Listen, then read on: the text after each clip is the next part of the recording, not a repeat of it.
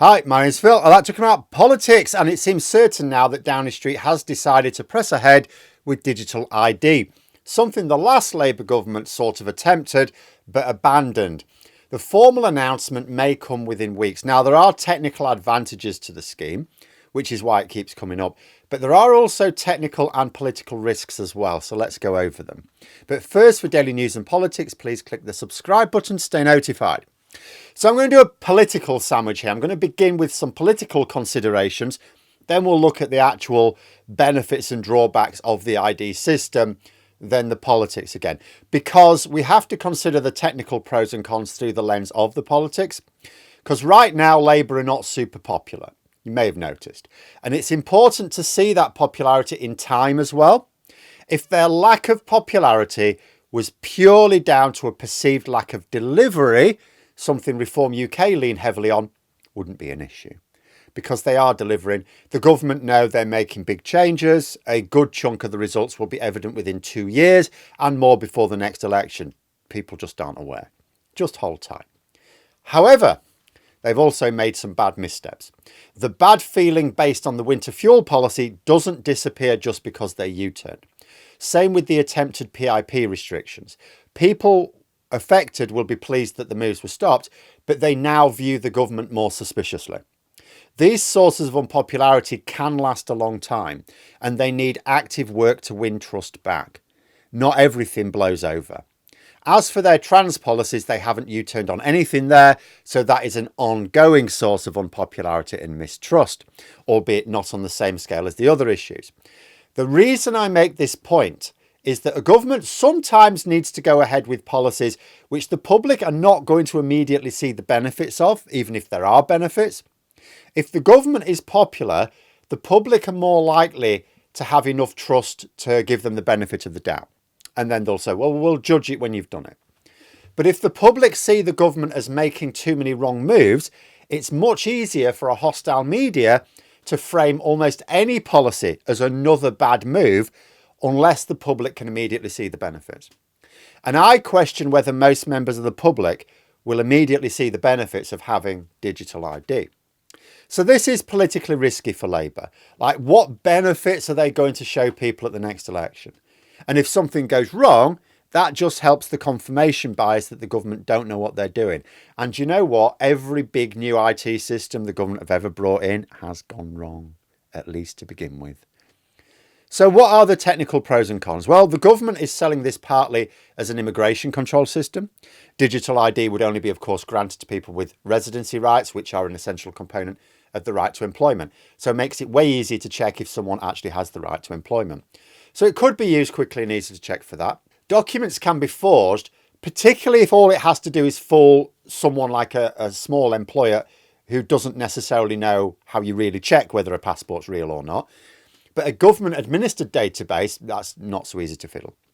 Even for Brits, it has advantages when you need to produce ID. Like last time that I needed to confirm who I was for a job, because I didn't have a passport, I needed you need several items from this list then. So to prove my eligibility, I needed quite a few documents, not all of which were easy to obtain. I was lucky in a way that I had a driving licence.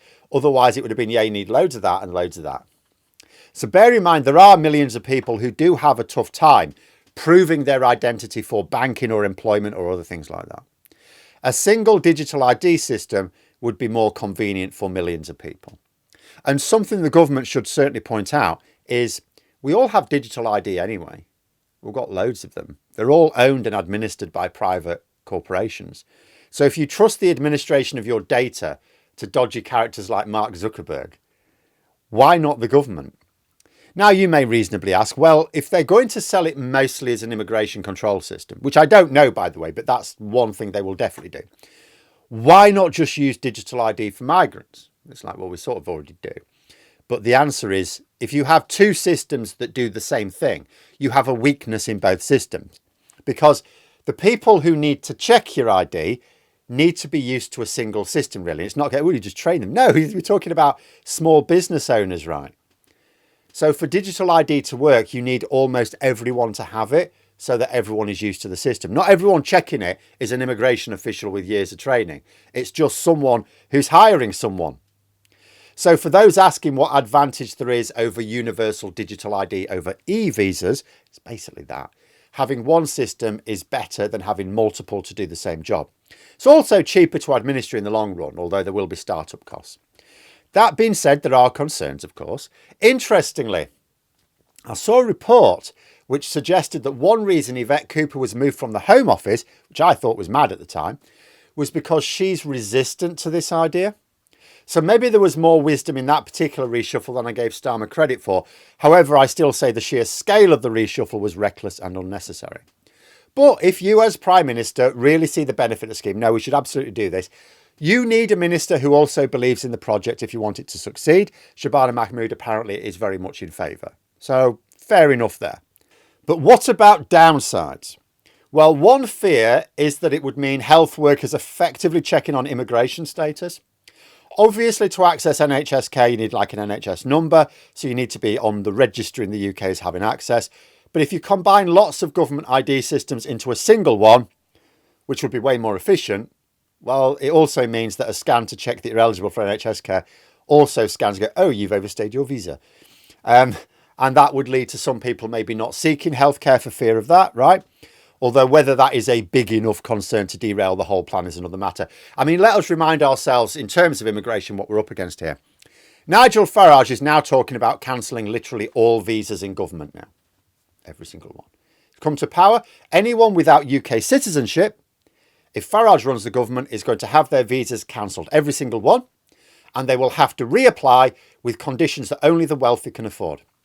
If Labour don't demonstrate to voters who care that they are controlling immigration, we're going to be in a right hole in a few years' time. But the system has to work. You might think the government already have your data. They actually don't. It's ridiculous that private corporations know everything about you, but the government know almost nothing. Different departments may have some of your information, but there's no central repository. There's no coordination of that data. No government census of the population at all. The government are the people who know the least about us. So collecting all this information and having it securely stored is a challenge. Think about recent security breaches, for example, Marks and Spencer's customers.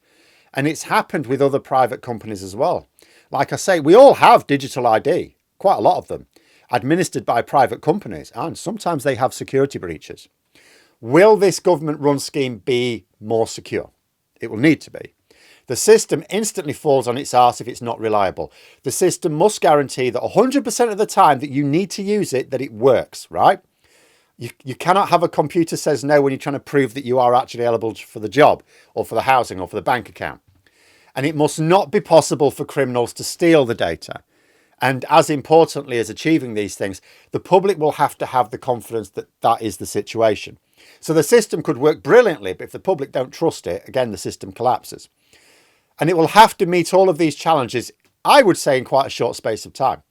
Bear in mind, the government don't have a system ready to announce now. I'm not discussing this as like the government have already got it planned and they just need to announce it and then implement it. No, they haven't even worked out the details of what exactly they want it to do yet, which is why they haven't formally announced it yet. And it would not be a good idea to have it hanging over the next election. Until the system is in place and working, some people may fear that it won't work. It's not a good idea to let voters worry about an ongoing government scheme when there's an election on. Like, don't give public reasons to doubt.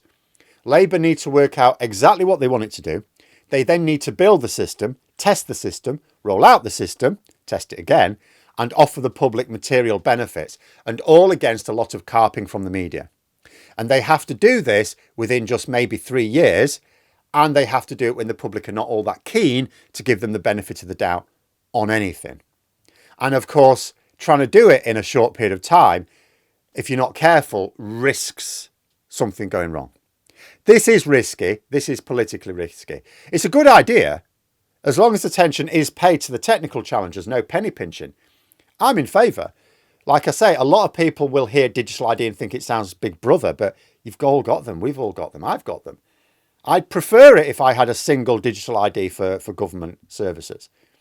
It's just that this digital ID, it's not for getting your banking done or playing games or doing your shopping. It's for proving residency, employment rights, accessing public services. Having a single system which lets you do everything is more efficient than lots of systems which don't link up.